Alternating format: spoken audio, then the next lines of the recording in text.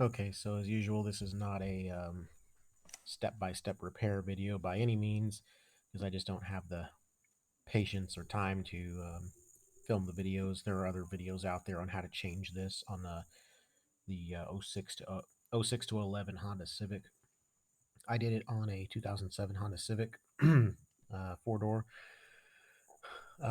Basically, okay, this is the one on the driver's side, and so this arm right here, comes it pushes in, and then it comes. You can swivel it back out once you need to assemble it.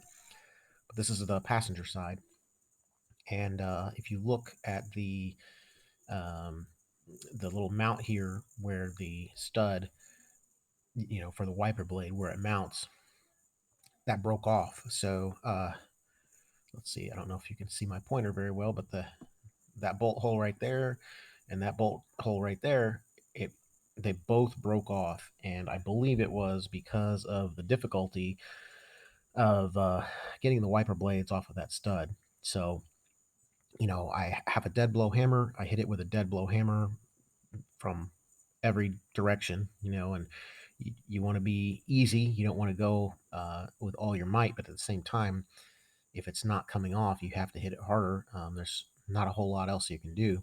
I also had a compact slide hammer, which you can look that up on Amazon. And then I also had a full size slide hammer, and that's ultimately what got the wiper blade off. Which one of those broke the mounting bracket there? I don't know, but it was cold outside. It was probably a little bit below freezing. I'm sure that didn't do me any favors. So it's just really frustrating, to have to deal with that. So that might be something that you're going to encounter. Um, there's also a little puller you can get. It's just a really small puller that you can get for pulling off wiper blades. Well, due to the design on the Civic, it's just very close quarters. It's very hard to get those pulling arms to align to where you can get the head of it on the stud. So you basically can't use one of those pullers. So it's just very frustrating. You try to use a pry bar. Well, you have to put some rubber underneath it, or you're going to crack that plastic cowl or whatever the thing is called.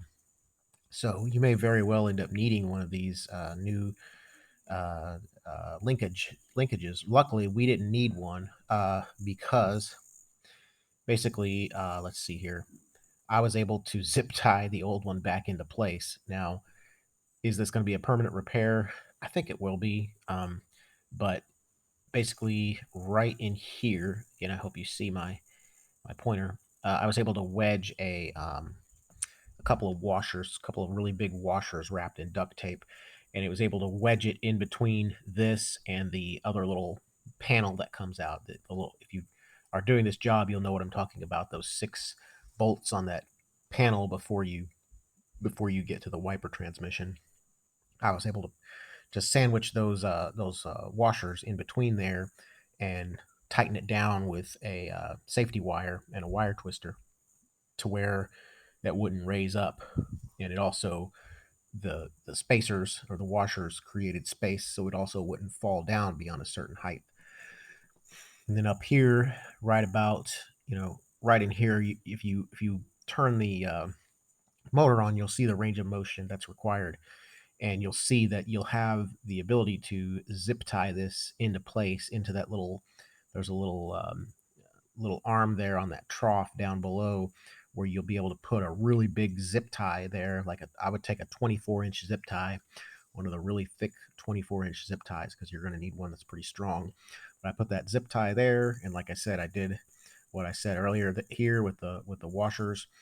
And that seems to have held it into place perfectly.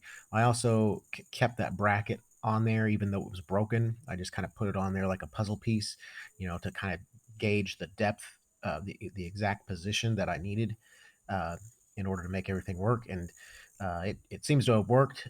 So if you do break these off, at least on the passenger side, that can be something that can save you $250, I guess. So hopefully that doesn't happen to you. And obviously, it could happen on this side as well. Another little note is I had to use some different bolts and the ones I used were too long, and this was on the driver's side, and so it caused the wiper linkage to not be able to move properly. I was wondering why, all of a sudden it wasn't moving when I put those bolts in. And long story short, the bolts were about a half inch too long, so I changed them out and it works fine. And so this little fix worked fine. Hopefully, if you encounter that, you'll be able to handle it. The job took, along with running to the store to get the zip ties, probably about 4 hours. Um, it's well worth it. It was for that common problem with the wiper motor. I won't go into too much about that on this video, but basically, it's where the wiper motor doesn't shut off. So we just had to buy a remanufactured one and put that in, and all is good now. So